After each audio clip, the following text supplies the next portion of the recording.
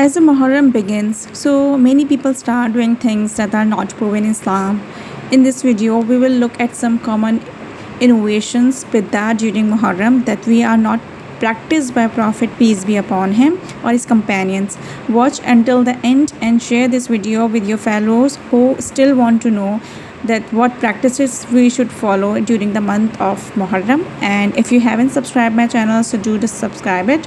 So number one point is we need to treating Muharram as a smooth month of mourning. Beating the chest, tearing clothes, or crying in a way of mourning or hurting yourself is not allowed in Islam. The Prophet peace be upon him said, "He is not one of us who slaps the cheeks, tears the clothes, and calls with the cries of the day of ignorance." So we should avoid by tearing the clothes, or we should avoid the crying, like these type of stuff.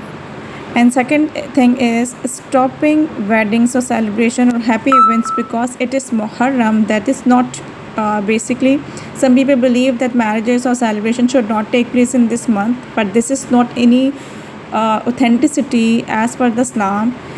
If this so you can let me know with the comment, because that's not we haven't found any authentic hadiths regarding that. Number 3 point is this making and carrying the taziyas or taking out processions. These practices basically were not done by the Prophet peace be upon him or his companions. The Messenger of Allah said, whoever introduces into this religion or something that is not part of it, it will be rejected. So the deeds accepted by Allah are those done according to the Sunnah. So this is, we should have to look into that. That's very important point. And the number 4 point is about preparing or distributing the special foods only for the day of Ashura as a religious practice. So feeding people or giving charity and helping others are always good deeds, but that's not specifically for this day. By making a special food on a specific day or considering it an act of worship without evidence, so it's kind of the innovation or bid'ah.